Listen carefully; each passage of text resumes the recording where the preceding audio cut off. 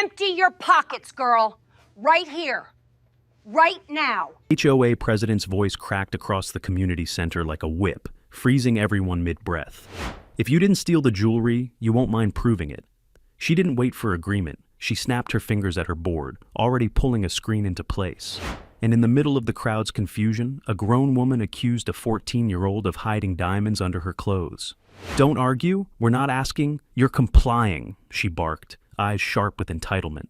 Then the panic started. People murmured, phones rose, someone gasped as the board member declared it a security emergency. The chaos spread fast enough to drown out the niece's trembling voice. And while the self-appointed authorities dragged her behind that flimsy barrier, the one man who could have stopped all of it arrived too late, standing in the doorway, drenched in disbelief, his uniform catching the fluorescent light like an accusation. They didn't know the quiet night guard had commanded entire precincts. They didn't know who they were humiliating in public. They didn't know this moment would become their undoing. Before I show you the exact second the truth cracked everything open, let me remind you, this isn't just a story about a wrongful accusation. It's about what happens when you underestimate the wrong man. By the way, where are you watching from? Tell me in the comments below. The guards thought they were dealing with a powerless worker. They had no idea they were provoking a storm. He stepped forward slowly, calm enough to scare anyone paying attention. No shouting, no threats.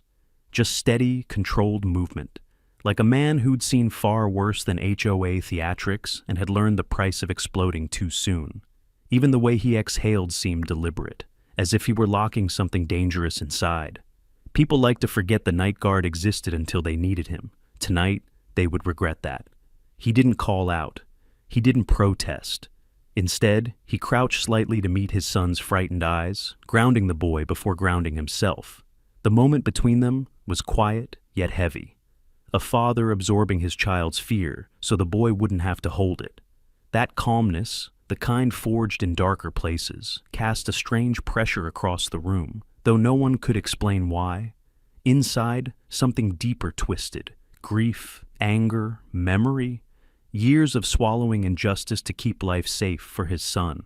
Every humiliation he'd endured since moving here tightened into a fist behind his ribs, but he didn't let it show. He'd learned long ago that power isn't loud, it's patient. He focused on his niece's trembling silhouette behind the thin divider. The betrayal of seeing her small shoulders hunch under commands she didn't understand carved something sharp through him.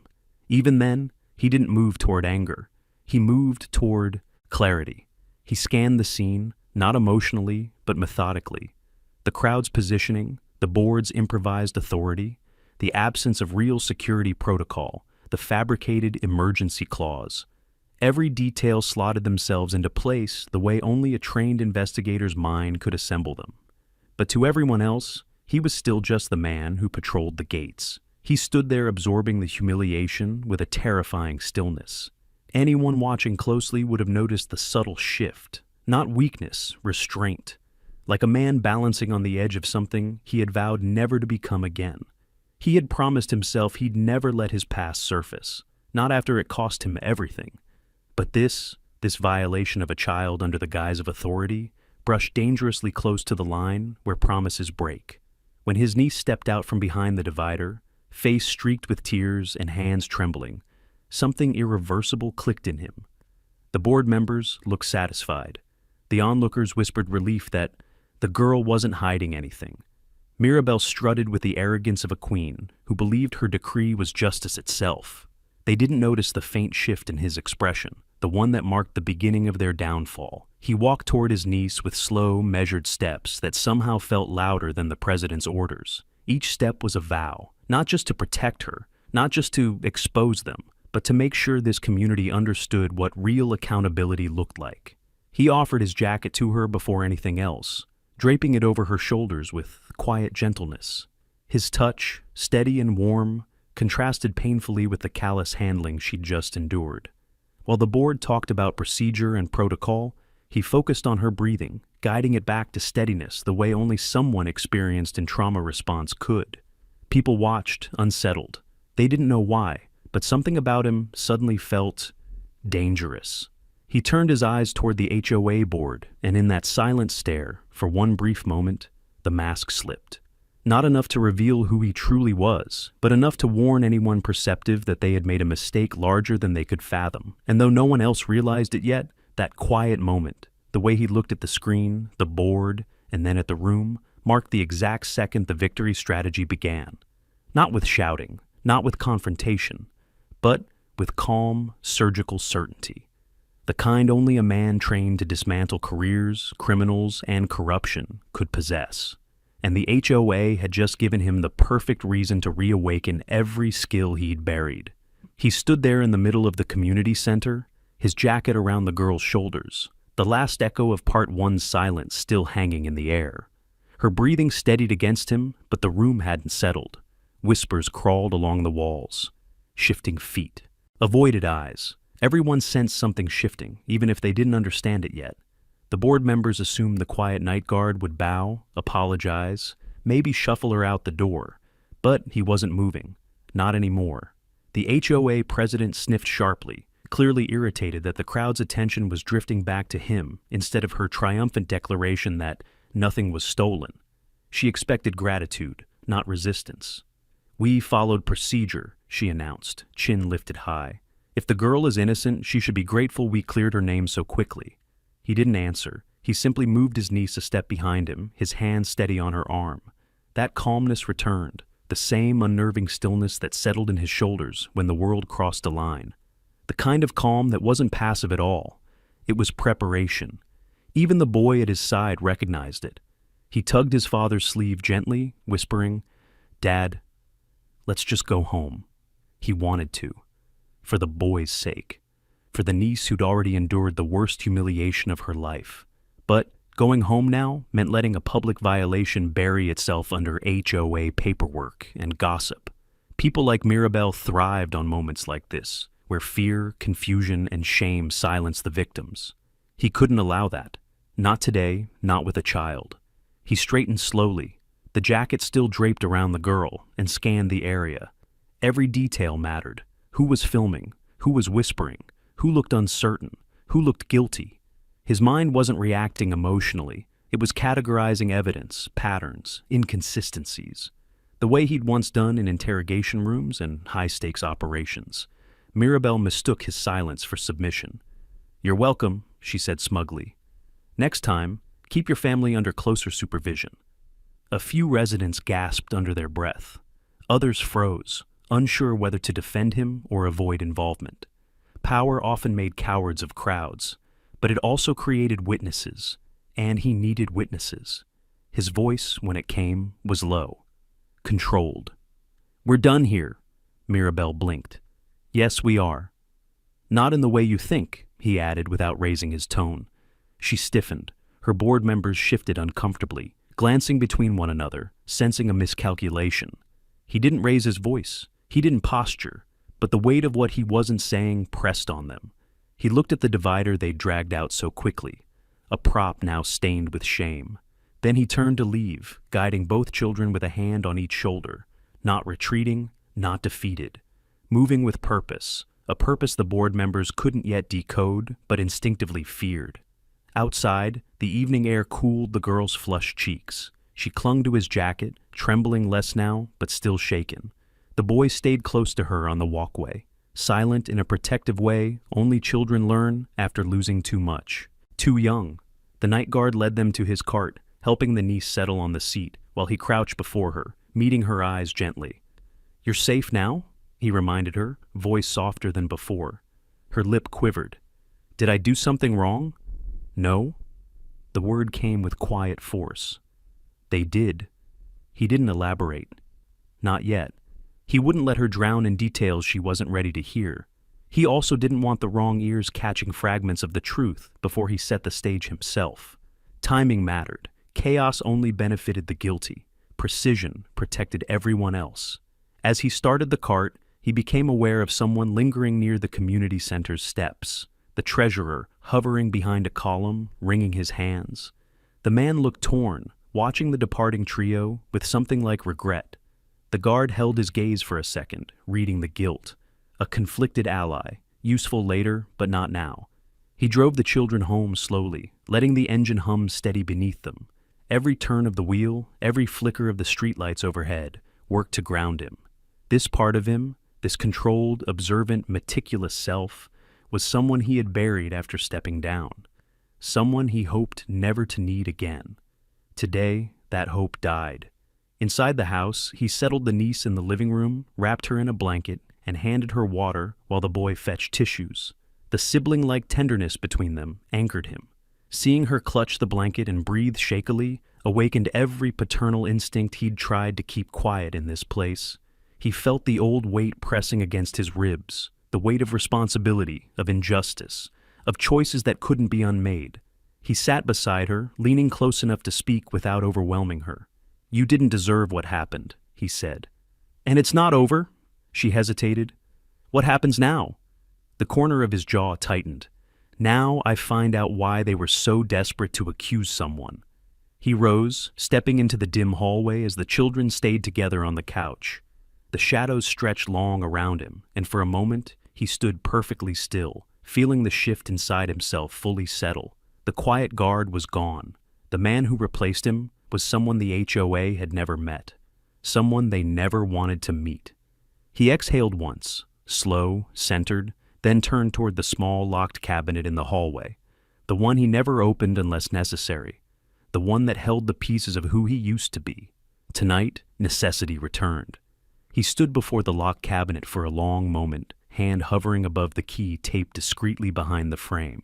The house was quiet, save for the low murmur of the children in the living room. Their voices, soft and fragile, were the anchor that kept him steady as memories he'd buried clawed for space in his chest. He peeled the tape, slid the key free, and unlocked the cabinet with a slow, deliberate turn. The metal clicked, too loud in the silence, as though the house itself recognized what this action meant. Inside were fragments of a life he'd walked away from, a badge he never surrendered in spirit, old case notes no one else had been allowed to read, external drives filled with archived reports, and a worn leather notebook that held the names of people he once trusted, and the ones he didn't. This wasn't nostalgia. It was preparation. He pulled out only what he needed, the notebook, one of the drives, and a small sealed envelope marked with the initials of the only colleague he still trusted. He closed the cabinet again, locked it, and returned the key to its hiding place. The past could stay tucked away. Only the pieces he needed would surface now. He returned to the living room. The girl watched him with wide, uncertain eyes, her fingers still gripping the blanket. The boy leaned against her side, protective in the way children sometimes are when they see someone they care about break. He sat down across from them, setting the notebook gently on the coffee table, choosing his next words carefully. "I need to ask you something," he said softly. "Take your time. Don't rush." Her nod was small, hesitant. "When they pulled you inside that divider, did anyone touch your things, your pockets, your bag?" She blinked, then frowned. "They took my bag from me, said they had to check it properly.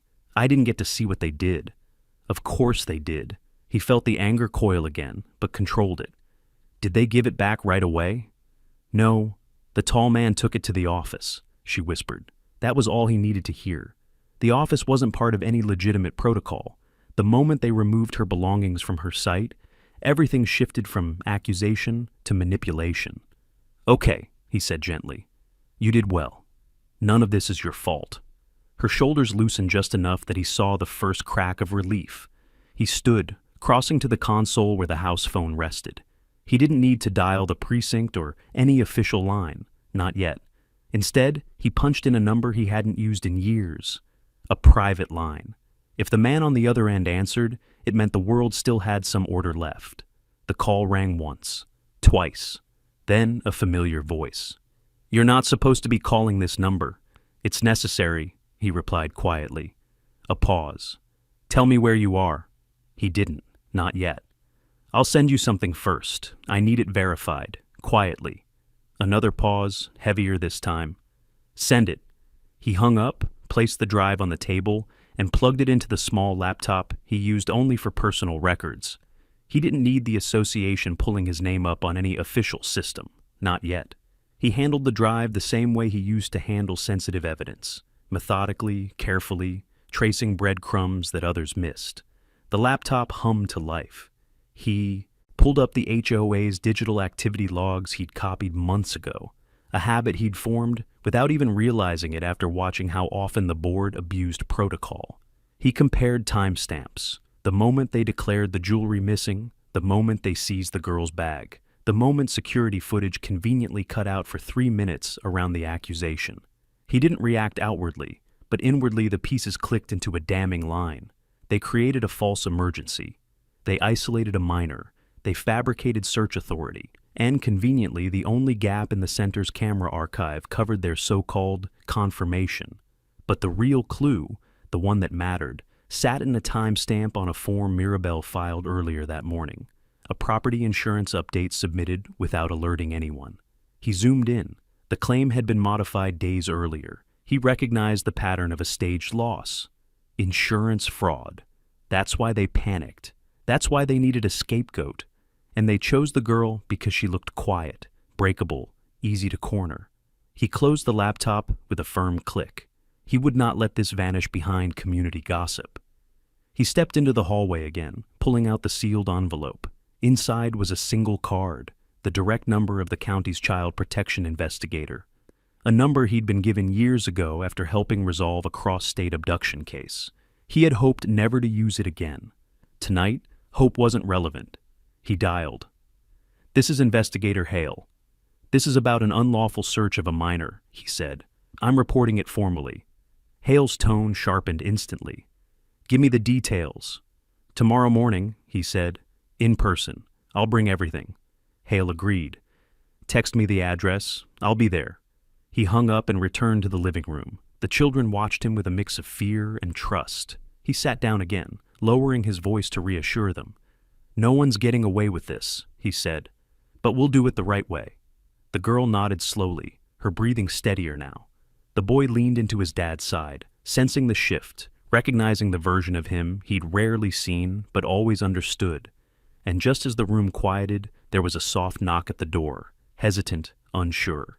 The treasurer stood on the porch, guilt in his posture, a conflicted witness, a necessary piece. The victory strategy had just found its next opening. The treasurer stood on the porch like a man battling his own shadow, shifting from foot to foot, eyes darting toward the driveway, as if considering escape. The guard opened the door but didn't step aside yet. The children watched from the couch, their presence enough to soften his posture, though not enough to erase the edge in his voice. "Can I talk to you?" the treasurer asked quietly, hands trembling at his sides.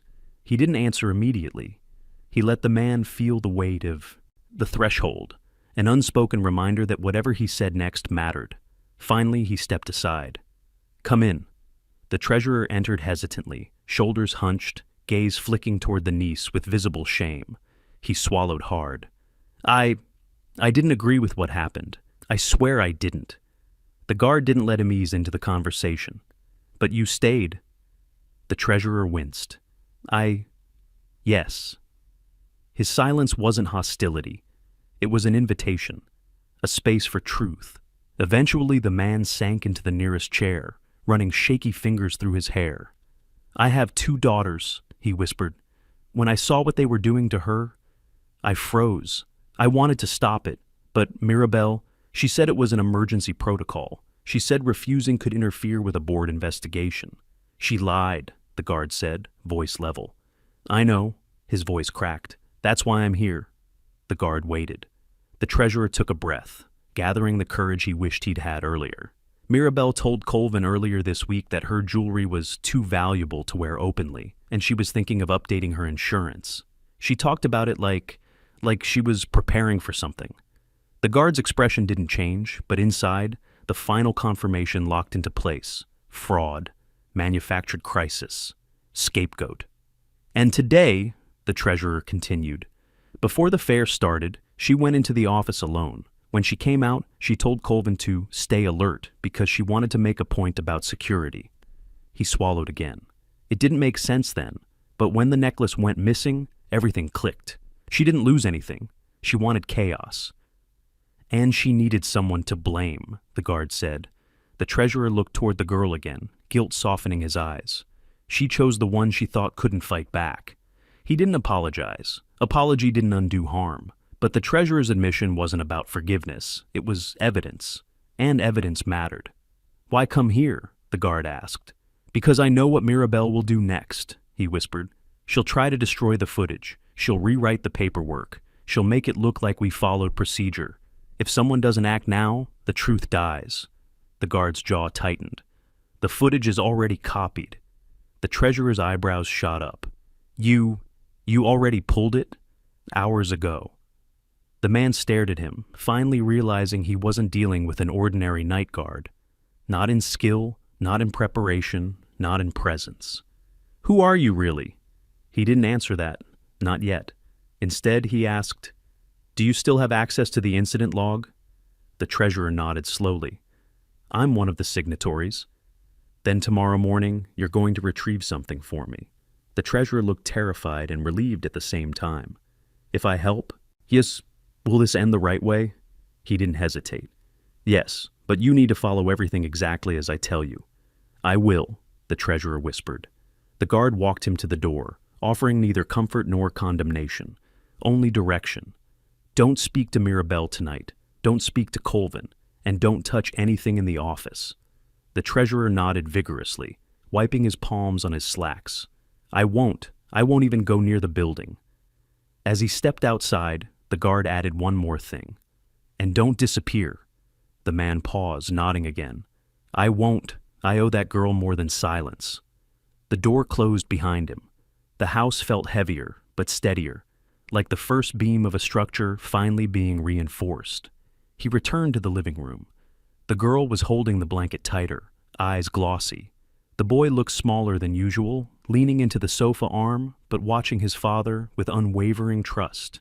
He knelt beside them, softening his voice.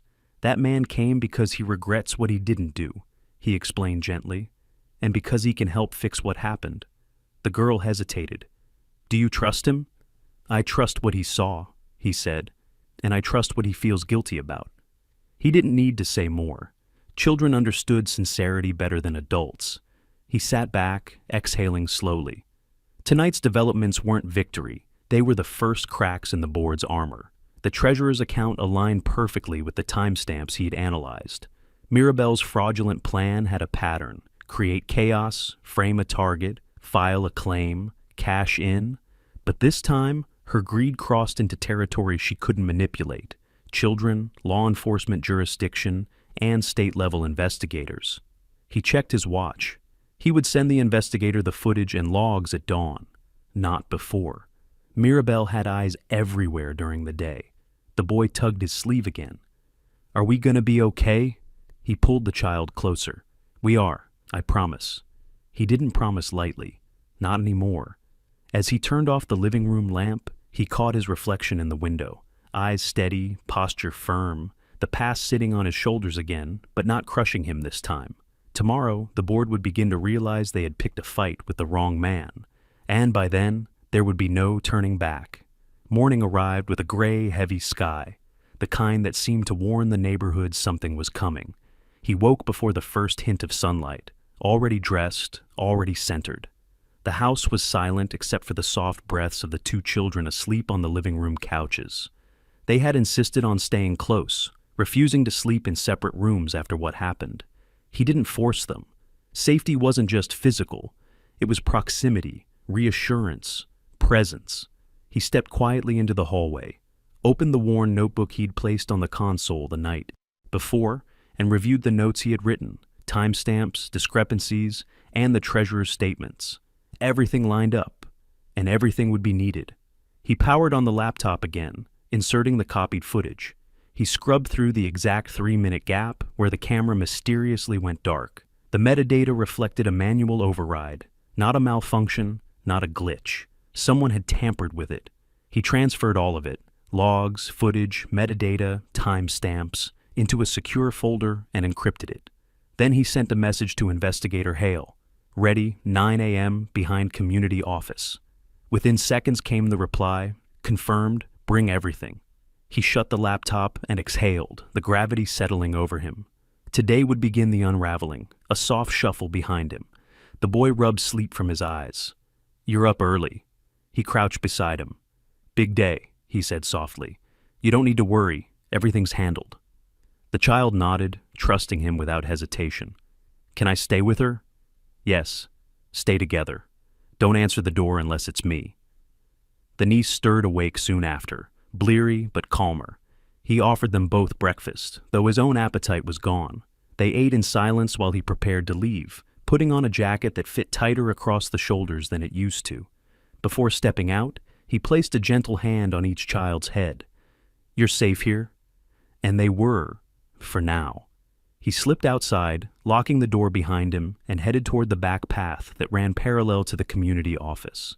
The morning air was cool, carrying the faint scent of freshly watered lawns and distant traffic. He walked with the same calm precision he'd used in countless investigations, each step intentional, each breath measured. As he approached the office building, he saw the treasurer already waiting, nerves practically spilling from his posture. His hands twitched, his gaze scanning the area anxiously. Did anyone see you? The guard asked quietly. No, I parked 2 streets over, the treasurer whispered. Good. They moved behind the building to the employee entrance, where the treasurer retrieved his key card with trembling fingers. The guard stepped closer. Steady, he said, not unkindly. The treasurer swallowed and slid the card. The lock clicked. Inside, the air was stale, the smell of old paper and printers. The office was dimly lit, still untouched by the usual morning foot traffic. Every second here mattered. The treasurer gestured toward the cabinet where the incident report forms were stored. The paperwork Mirabelle forced us to sign is here, he whispered. She wanted to add hers this morning, before anyone else came in. The guard scanned the folders, eyes narrowing as he found the one labeled with the date of yesterday's fare. He pulled it open. Empty. She hasn't filed anything yet. The treasurer paled. That means she's planning to rewrite it entirely. He nodded, which makes this next part even more important. He moved to the desk, powering up the office computer. The treasurer hovered nervously as he accessed the internal HOA system. With a few precise keystrokes, he navigated to the incident logs and found exactly what he expected. A draft version of the report, flagged for board revision. He clicked it open. The treasurer gasped. She wrote that the girl resisted, that she tried to run, and that the search was authorized under emergency safety protocols, the guard added, jaw tightening. She's framing her as dangerous, the treasurer whispered, horrified. That's why we're here. He plugged his encrypted drive into the machine. We'll copy the draft, then pull the metadata showing when it was created. When the download completed, he closed the window and wiped the access trail clean. Now, he said, you need to print the log register, everything they touched, everything they edited. The treasurer nodded and hurried to the printer, retrieving the sheets with shaking hands. Here. He placed the papers into the folder he carried. The groundwork was set. Evidence digital, analog, and corroborated. But as they stepped toward the door, footsteps echoed in the hallway. The treasurer froze. She's early, he whispered. The guard signaled for silence. They pressed against the wall as the footsteps came closer, stopping just outside the office. Mirabelle's voice, sharp, clipped, irritated, cut through the air. Colvin, find the incident file. I want it rewritten before anyone else gets in. Colvin mumbled something, but she snapped, I don't care. It needs to match our narrative. The treasurer looked ready to crumble. The guard leaned close. Breathe. Follow me. He led them toward the back exit, moving with silent precision. Every sense sharpened, sounds confirming positions, shadows mapping escape paths. He cracked the door open just enough to check the outside. Clear, they slipped out quietly. Once outside, the treasurer pulled in shaky breaths. I can't believe how far she's going. This is how far people go when they think power protects them, the guard said. He checked the time. 15 minutes until Hale arrived. Today the truth would leave the shadows. But from the look in the treasurer's eyes, one thing was clear. He wasn't just a witness anymore. He was now part of the unraveling. They stayed in the narrow alley behind the community office until the treasurer's breathing steadied. The guard kept his back angled toward the building, listening for any shift inside, any indication Mirabelle or Colvin suspected they weren't alone. But the only sounds were their muffled voices drifting through the walls, arguing over whose version of the rewritten report sounded more believable. It was almost laughable, the confidence of People who believed they were untouchable. He checked his watch. 9 minutes until Hale arrived. The treasurer wiped sweat from his brow. "I can't face her today," he whispered. "If she sees me near the office, she'll ask questions." "You won't have to," the guard replied calmly. "But you stay close. If Hale has questions, you answer honestly." The treasurer nodded shakily. "I will." Together they slipped around the side of the building toward the maintenance path, a stretch of cracked pavement no resident used unless they worked in landscaping. The guard led the way, moving with the same precise awareness he'd relied on through years of surveillance, stakeouts, and tense operations. He didn't need to look back to know the treasurer followed his exact steps. When they finally reached the back lot, Hale was already pulling in, a nondescript sedan, intentionally forgettable. The investigator stepped out, straightening a jacket that looked too light for the weather. A woman with sharp eyes, no wasted movement, and a posture that told him she'd seen enough cases to know which ones would change her whole week. She approached without hesitation. "You're early," she said. "So are you." She gave the faintest nod, then scanned the treasurer. "That him?" The treasurer stiffened, but the guard answered. "A witness." Hale's eyes settled on him fully now. "And you're sure the girl was searched without guardian consent?" "Yes," he said. "And that the search was performed by untrained civilians?" "Yes." "And that they falsified the premise of the accusation?" "That's what the evidence will show." Hale took a slow breath, bracing herself for what came next. "All right, let's see it." He unlocked the folder, handing her the printed logs, the incident draft, and the metadata sheets. Hale flipped through them with practiced efficiency. Her brow furrowed deeper with each page. "Jesus," she murmured. "They didn't even try to hide the manipulation." "That's not their strength," he said. She shot him a brief glance, curiosity flickering, recognizing something in his tone, something in the way he stood. "Where's the digital evidence?" He lifted the encrypted drive from his jacket pocket. "Password protected?" He nodded. "And verified." Hale took it with gloved hands. "I'll run this through our system once I'm back at the department, but I want a preliminary statement from your witness." The treasurer swallowed hard. "Me?" "You saw what happened," the guard said quietly. "And you know it wasn't right. Tell her exactly what you told me." The man nodded, wringing his hands. Hale stepped aside with him, giving them a few paces of distance. As the treasurer recounted the events, halting but honest, the guard stood watch, scanning the lot, the building, the tree line. Years of training carved his posture, every instinct awake. When Hale returned, she tucked her notebook into her coat. "His statement matches the inconsistencies in the logs. It's enough to escalate." "That's why I called," he said. Hale eyed him more intently now. "Most people don't know how to collect evidence like this." He didn't answer. "And most people don't know my number." Still, he said nothing. But Hale wasn't pushing for identity, only truth. "All right," she said. "Here's what happens next. I'll be filing an emergency protective inquiry. That gives me legal grounds to freeze the HOA's digital systems before they can alter anything." "They'll try anyway," he warned. "I know. That's why I'll be requesting the board members stay available for questioning." She paused. "Including the president. Mirabelle will panic before she cooperates." Hale smirked faintly. "Good. Panic makes people sloppy." He nodded. "What about the girl?" Hale's expression gentled. "I'll need a formal statement from her, but not today. Let her rest. What she experienced falls under child endangerment. This investigation won't be slow." The treasurer exhaled in shaky relief. "You're really going to pursue this?" Hale's gaze sharpened. "They humiliated a minor in public without authority and tried to cover it with fraudulent documentation. That's not just misconduct. That's criminal." A weight shifted inside him, hearing those words spoken aloud by someone with jurisdiction. He'd known it all along, but hearing it confirmed, he felt the first layer of justice beginning to align. Hale took one more look at him, the unspoken question lingering. "Who are you really?" But she didn't voice it. Instead, she said, "Keep your phone on. I'll update you as soon as the freeze is in place." He nodded once. "I'll be ready." With that, Hale returned to her car, started the engine, and pulled out of the lot, disappearing toward the county building. The treasurer sagged against the wall. "I can't believe we actually did this. I thought I thought she'd get away with it."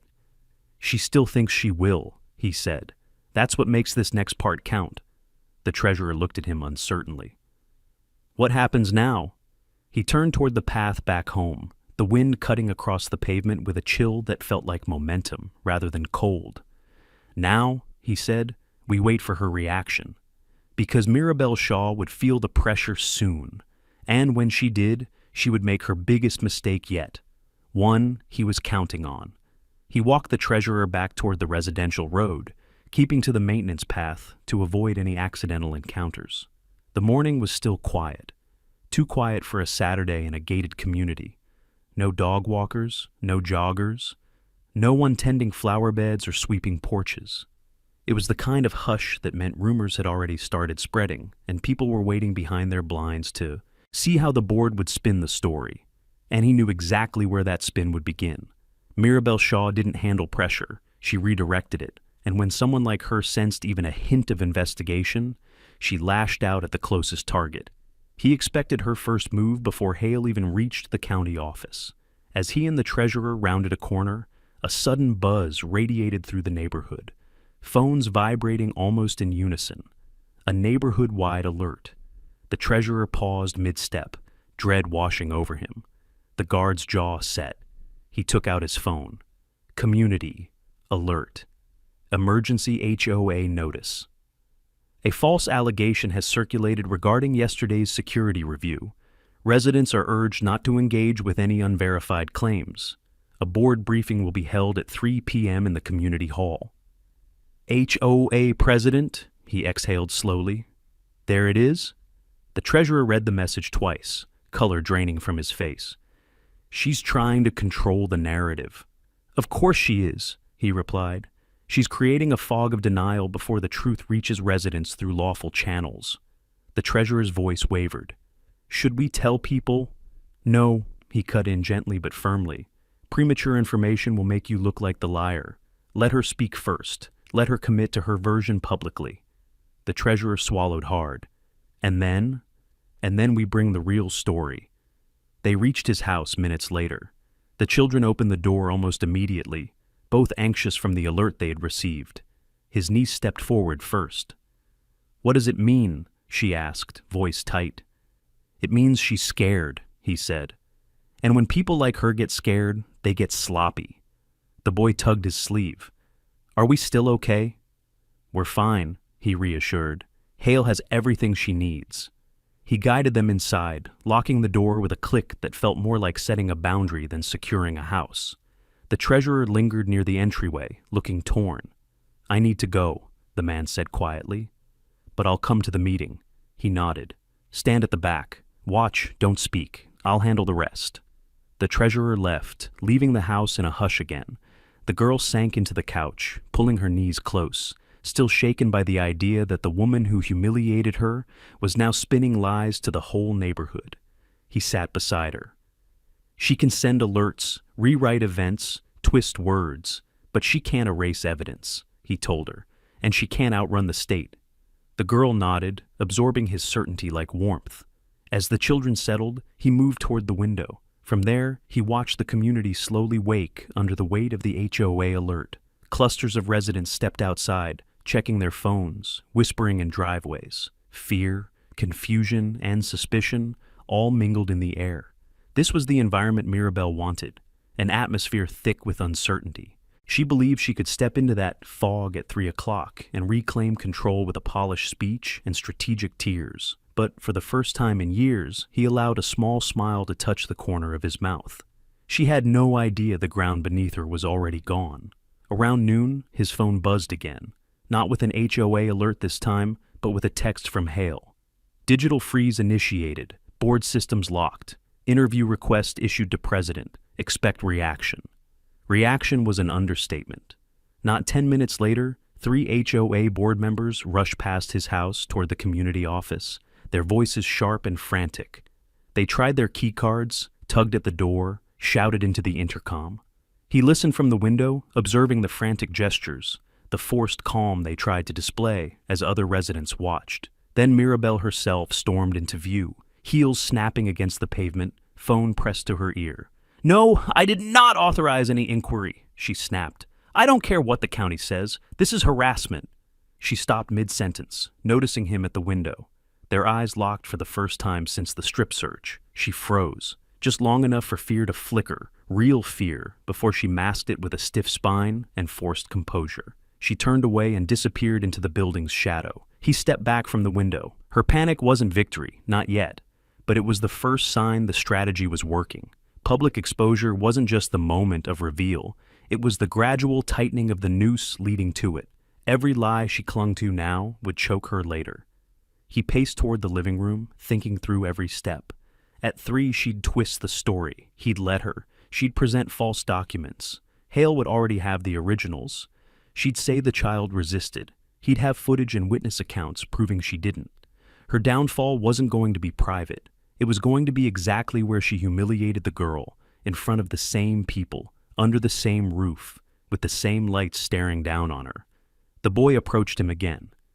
"You're quieter today." He rested a hand on his son's shoulder. "Quiet means I'm thinking?" "About what?"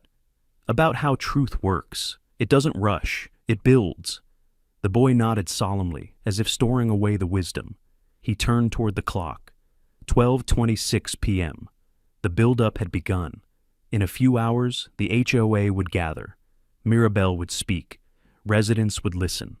And then the truth, cold, undeniable, fully documented, would tear through the room. Exactly as planned. By the time the clock inched toward 2, the neighborhood had shifted into a strange kind of buzzing paralysis. Doors opened and closed with quiet urgency. Neighbors clustered in 2s and 3s, trying to decode the HOA alert, trying to decide whether to attend the meeting at 3. The air felt tense, like the whole community was holding its breath. Inside the house, the children sat close together on the couch, watching him move through the living room with that same calm precision they'd grown used to, steadiness layered over something sharper. The niece clutched the blanket, but her fear had thinned into anticipation. The boy watched his father with wide, steady eyes, recognizing the weight of every step he took. At 2:15, he checked his phone. Another message from Hale. "Present at meeting. My team will enter at 3:10. Do not engage early." He nodded slightly, memorizing the timing. She understood exactly what he intended.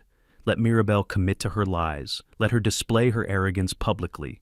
Let her dig her own hole. Then bring in the truth, not whispered, not hidden, exposed. The boy approached first. "Do we go with you?" "No," he said gently. "Stay here. Lock the door after I leave." The niece swallowed. "Will it be like yesterday?" "No," he assured her. "Today is the beginning of correction." She nodded, small but brave. He walked to the doorway and paused, turning back one last time. "Check the peephole before opening for anyone." "We will," the boy promised. He stepped outside, locking the door behind him, then pocketed the key with a controlled inhale. The sky had grown darker, clouds forming in slow-moving layers. Perfect, he thought. Storms had a way of making people honest. As he walked toward the community hall, he watched neighbors trickle in ahead of him, their expressions mixed: confusion, frustration, fear, curiosity. Some glanced at him and looked away quickly. Others stared openly, knowing he had been there yesterday, knowing something wasn't sitting right, but they didn't know why. Not yet. He arrived early and took a position at the very back of the hall. He didn't sit. Standing allowed him the full view he needed.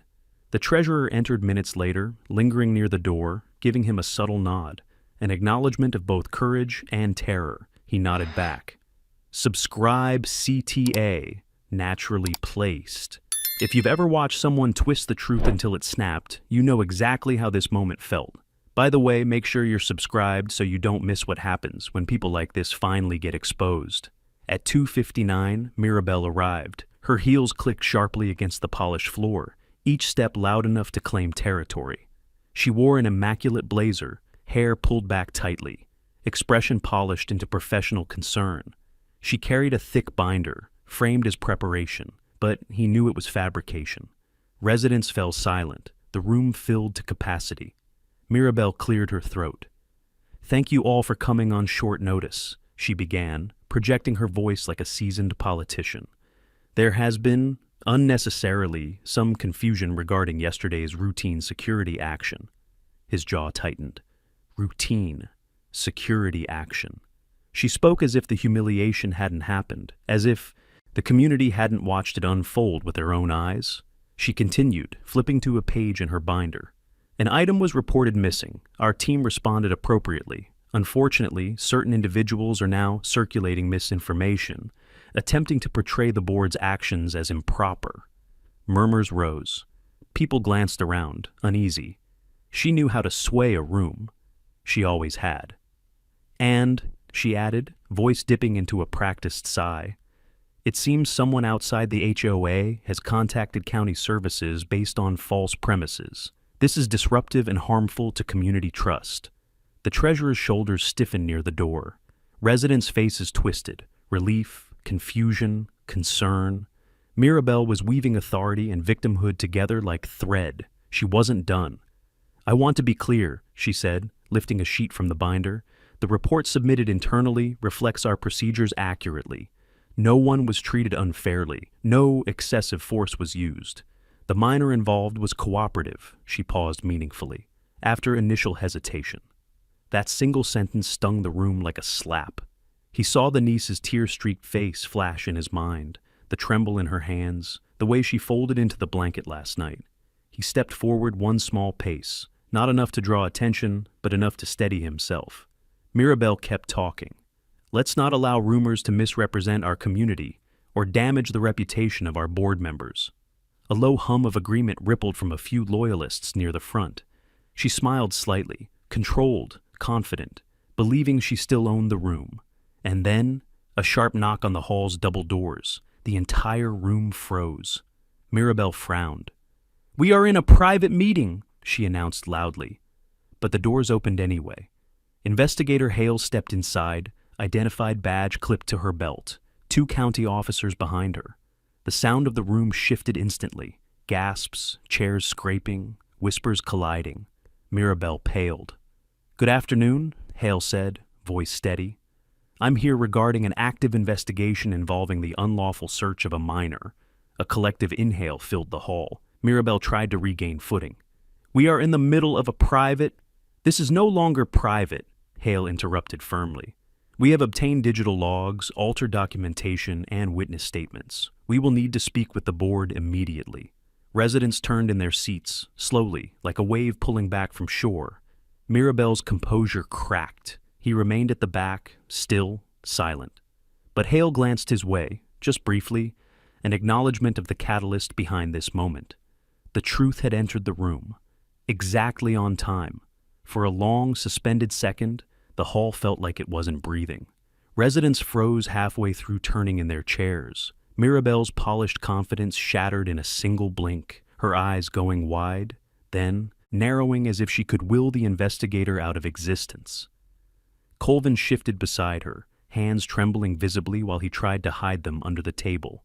Investigator Hale stepped further into the room, the county officers flanking her with quiet authority. "This meeting is now under county oversight," she said, projecting her voice with calm finality. "We have reason to believe that yesterday's actions violated state child protection laws." A ripple spread through the residents. Shock, disbelief, vindication, and outrage mixing in a rising hum. Mirabelle snapped, "This is an overreach. You can't barge in here without—" "We have a digital freeze warrant," Hale replied, cutting her off with effortless precision. She lifted a sealed document from her coat. "And probable cause for immediate inquiry." Probable cause. The 2 words that could unravel an entire power structure. The treasurer at the back flinched as Hale continued. "Additionally, we have metadata showing falsified reports, including fabricated timestamps and an attempt to manipulate security logs." Residents erupted in hushed arguments. Someone gasped. Someone else muttered, "I knew it." A woman in the second row stood abruptly, tears of anger in her eyes. "You made a child strip," she shouted, "and now you're lying about it?" Mirabelle held up both hands, trying desperately to regain control. "Everyone needs to calm down." "No," Hale said firmly. "What everyone needs is the truth." Silence slammed down across the room. Hale turned to her officers. Secure the president's binder and any electronic devices. What? Mirabelle barked. You can't take my property. It's evidence, Hale replied calmly. Colvin backed away as an officer reached for the binder. This is harassment, he stammered. We did what we had to. Enough, Hale said sharply. She looked out over the residence, her tone shifting from procedural to human. Yesterday's search was not authorized. There was no legitimate emergency, and the minor involved was denied a guardian's presence. A murmur of disgust spread across the hall. At the back of the room, he watched the board crumble under the pressure they once used to intimidate others. Standing unseen had always been his strategy. Let them build their lies. Let them believe in their power. Let them step into the light so the truth could burn them. Mirabelle tried one last time. We acted under protocol, Hale nodded once. Perfect. Then show us the protocol. Mirabelle's mouth snapped shut. The treasurer's eyes fell to the floor. Hale continued. Because the only protocol we've found is one created last year, with no signatures, no authorization, and no legal standing. Gasps echoed around the room. He took a step forward, not to confront, but because he knew this part mattered. Hale saw him approach and subtly shifted, making space without, acknowledging him directly. A resident turned toward him. Is this true? She whispered. He didn't speak loudly, but when he answered, every nearby ear caught the gravity in his voice. Yes. Mirabelle's head whipped toward him. He felt her stare like a blade. You, she spat. You've been stirring this from the start. He held her gaze calmly. No, you started it when you dragged a child behind a divider. The room erupted again. Angry whispers, furious stares, parents clutching their children closer. Hale lifted a hand to reestablish order. We'll be taking statements today. Anyone who witnessed the incident is encouraged to speak with us. The treasurer hesitated, then stepped forward. His voice wavered, but he didn't retreat. I'll give a statement. Mirabelle spun toward him. You traitor! Sit down, Hale commanded. Mirabelle's mouth opened like she would scream, but she stopped, because the residents were no longer looking at him, or Hale, or Colvin. They were looking at her. Her downfall wasn't quiet. It wasn't small. It was happening exactly where she never expected to be challenged, in public, under lights, in front of people she'd always believed were beneath her.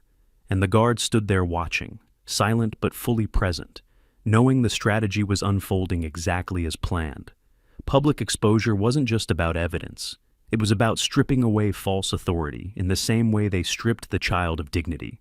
Residents began calling out, Why'd you touch someone's kid? You lied about the report? You abused your power. What else have you been hiding? Mirabelle's face went blotchy with fury. All of you, calm down. But they didn't. They couldn't, because the spell was broken. Hale gave one final order.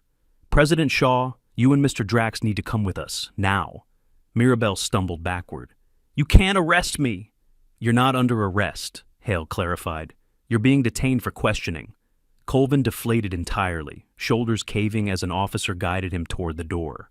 Mirabelle thrashed once, then went rigid, caught between rage and fear. As they were escorted out, she pointed a shaking finger at the guard. This isn't over. You think you've won, but you haven't won anything. He didn't move, didn't flinch. He simply said, It's not about winning. The residents turned toward him again, quiet now, waiting. It's about restoring what you tried to break. The hall fell completely still, and for the first time since the ordeal began, the community began to understand who they were dealing with. When Hale nodded toward him, a silent thanks, a recognition of the role he played, he simply stepped back into the shadows again. The public exposure was complete, and the real reckoning was only beginning. The hall emptied slowly, as if no one quite trusted that the meeting was truly over. Residents drifted out in clusters, still whispering, still glancing back at the door where Mirabelle and Colvin had been escorted out. The atmosphere felt split down the middle, half outrage, half stunned realization, and beneath it all, a quiet, growing respect for the man who had stood in silence while the truth unfolded.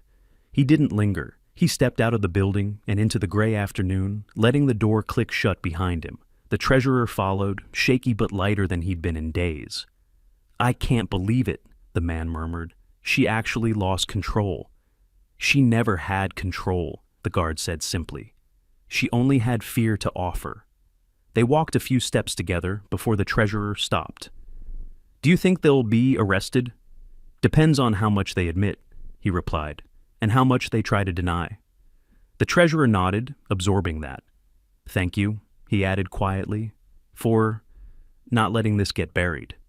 He offered no response. The man didn't need it. As the treasurer headed home, he turned toward his own house, sensing the storm clouds gathering thicker overhead. He knew better than to mistake the public scene for a final victory. Public exposure was the turning point, not the finish line. Mirabelle would not go down quietly, not a person like her. When cornered, predators lashed out. Sure enough, before he'd taken 10 steps, a resident approached him, Mrs. Hallman from 3 houses down. She clutched her purse like a shield. Is it true? She asked, voice trembling. They really did that to your niece? Yes, he said. She swallowed. I'm so sorry. I didn't say anything yesterday. I just froze. You're not the only one, he said gently. Fear makes people silent. She nodded, shame and gratitude blending on her face. If you need anything at all, my family is here. He inclined his head in thanks. It was a small gesture, but meaningful. The victory strategy relied on shifting public perception. And now the community was beginning to turn. He continued home, but as he reached the pathway leading to his door, he saw a shape waiting on the porch. Investigator Hale. She wasn't smiling, but she wasn't grim either. Neutral, a professional resting somewhere between concern and purpose. Walk with me, she said simply. He locked the door behind him, checking once to ensure the children were still safe inside, then stepped off the porch and joined her on the sidewalk. Hale spoke once they were a few houses away. We interviewed Shaw and Drax, she said.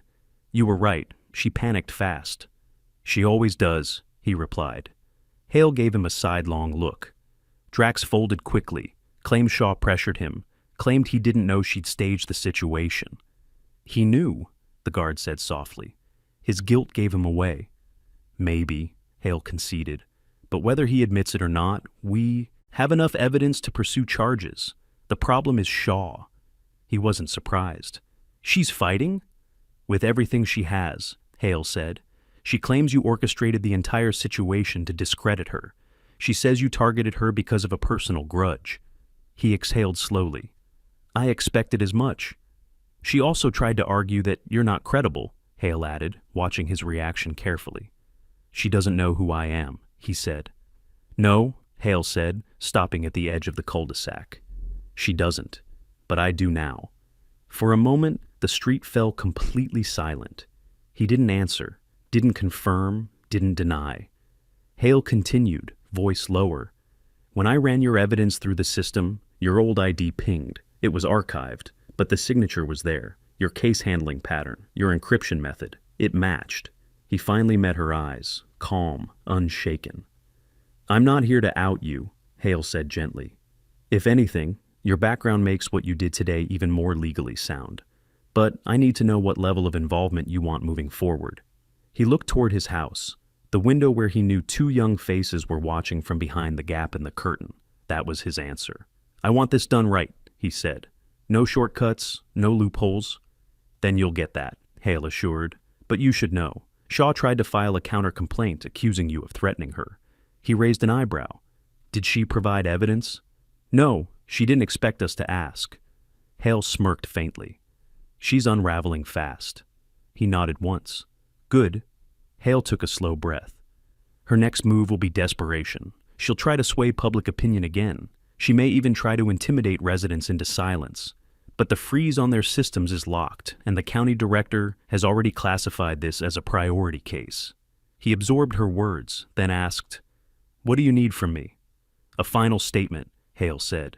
Detailed, from you, not just as the guardian, but as the primary witness.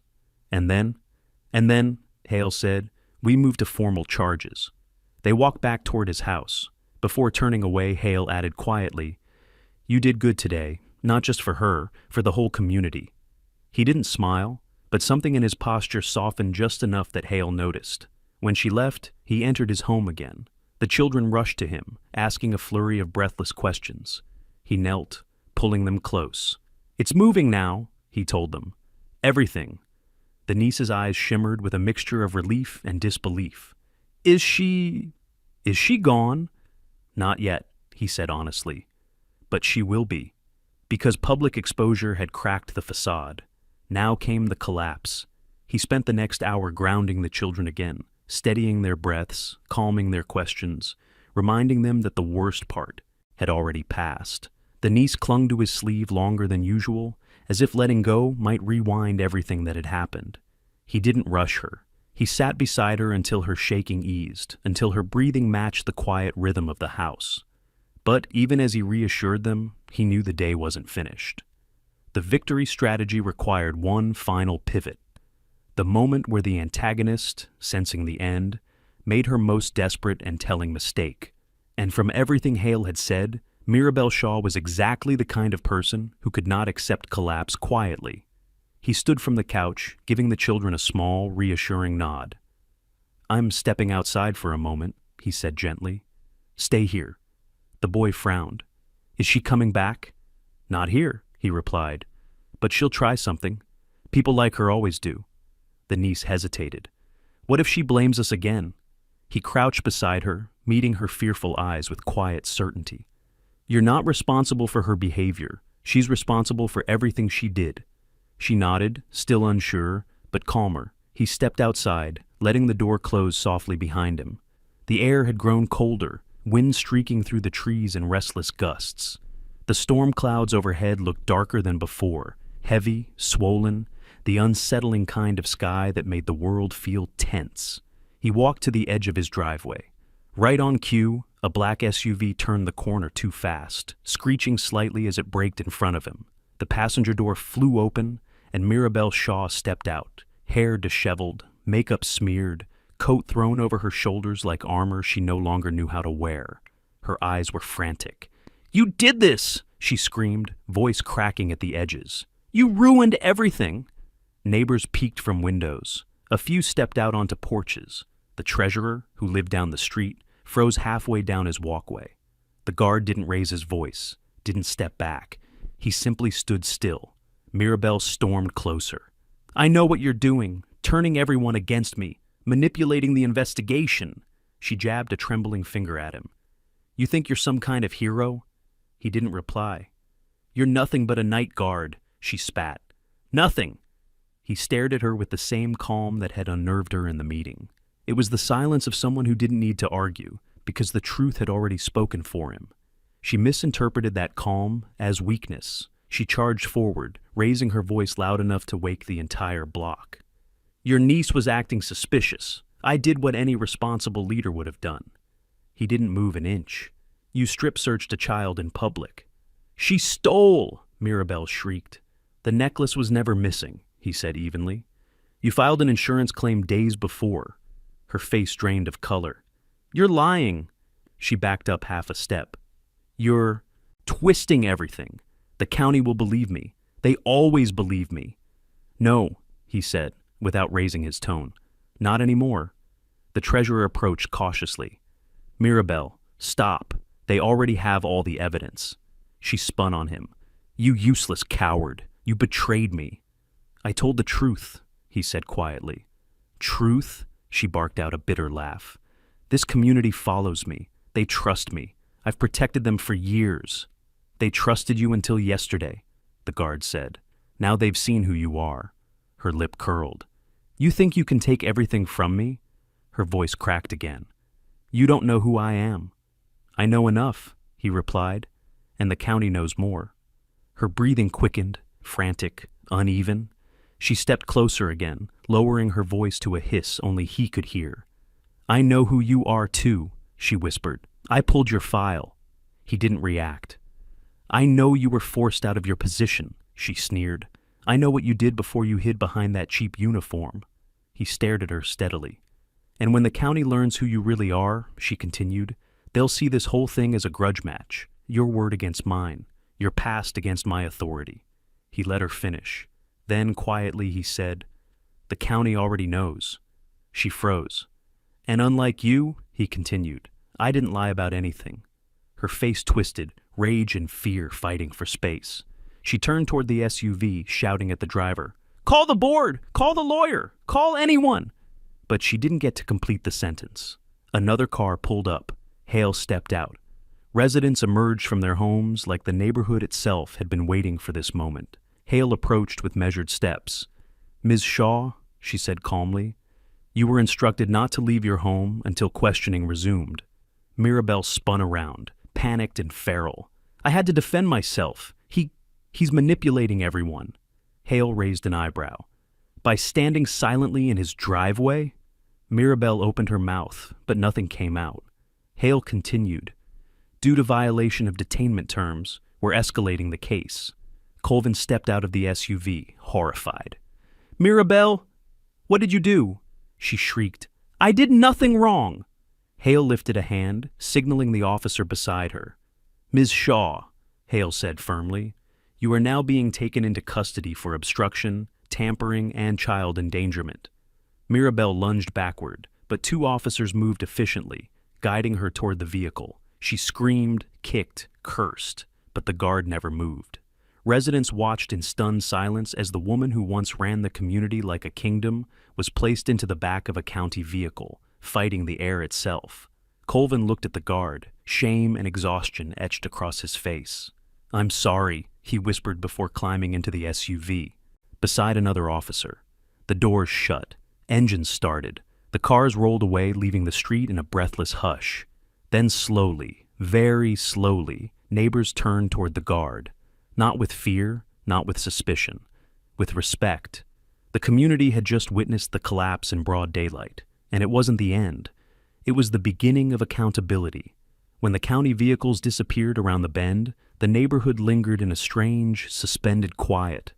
The storm clouds above seemed to soften, light pushing through in patches as if the sky itself was exhaling after holding tension for too long. Residents remained frozen on their porches and sidewalks, every eye drawn toward the man still standing calmly on his driveway. But he wasn't looking at them. He was looking at his home, the place where two frightened children had waded through uncertainty and fear and humiliation. The place he had built with discipline, structure, and love. A place that deserved safety. He stepped inside, closing the door gently behind him. The niece rushed toward him the second she heard the latch click. Her small hands gripped his shirt tightly as she pressed her face into his chest. The boy followed, wrapping his arms around both of them without hesitation. He held them both, grounding himself in the rhythm of their breathing. "It's over," he said softly. The niece's voice cracked. "She's gone." "Yes," he said, "and she won't touch you again. Not ever." She nodded against him, tears silent but cleansing.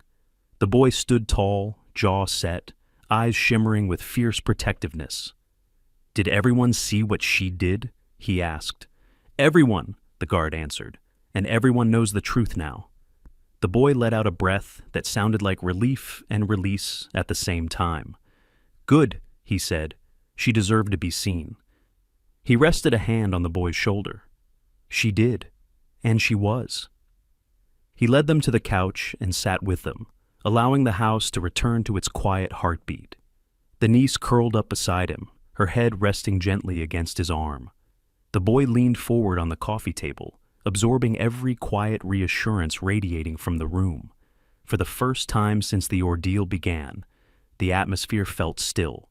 No fear, no accusations, no lies hanging in the air like dark smoke. Only truth, only safety. A soft knock sounded on the door. He rose, motioned for the children to stay seated, and opened it slowly. On the porch stood the treasurer, shoulders slumped but lighter than the night before. His face was carved with guilt and apology. He began, voice unsteady. "I wanted to thank you, and to say I'm sorry I didn't speak earlier." "You spoke when it mattered," the guard said. The treasurer looked down. "Mirabelle was terrifying. She punished anyone who crossed her. I should have done more." "You did enough." The man nodded, relief flickering behind his eyes. "If there's anything your family needs, anything at all, you come to me first." "I will." The treasurer turned and walked away, but the guard saw it clearly. This was a community beginning to recalibrate, one confession at a time, one truth at a time. Another knock. Mrs. Hallman from earlier, then the Daniels couple, then a young father he'd never seen before. Neighbors came one by one, offering words that had been trapped behind fear for months, maybe years. Thank you? She heard a lot of people. We're grateful you didn't stay silent. If you ever need help, we're here. He didn't linger on compliments. He listened, answered simply, and let each person reclaim the courage Mirabelle had stripped from them. When the neighbors left, the house returned to its quiet calm. The children watched him from the couch as he locked the door again. You okay? He asked them gently. The niece nodded. I feel lighter, the boy added, like she can't follow us anymore. She can't, he confirmed.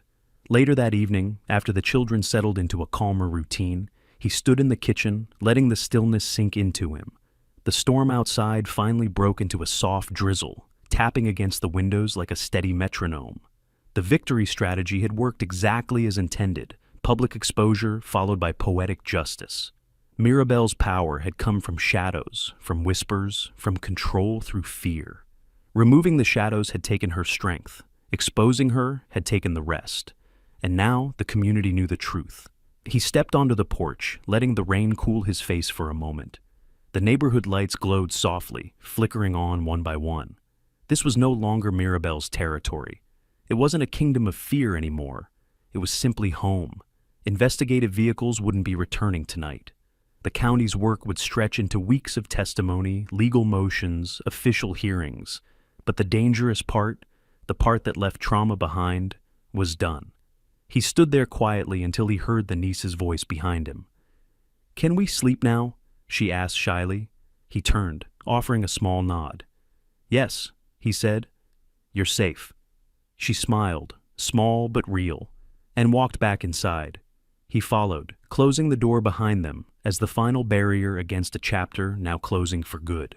He tucked the children in, turned off the lights, and sat in the living room for a moment longer, letting the weight settle. The house felt fuller now, warmer. Justice had a way of doing that, returning breath to the places where fear once lived. Before heading to bed, he glanced around the darkened room, quiet, steady, his sanctuary once more, and allowed himself a rare, soft exhale. Justice wasn't loud. It was steady. It was earned. And tonight, it lived here. Subscribe and don't miss our next story. Trust me, you'll feel it. And tell me in the comments, what injustice should we tackle next?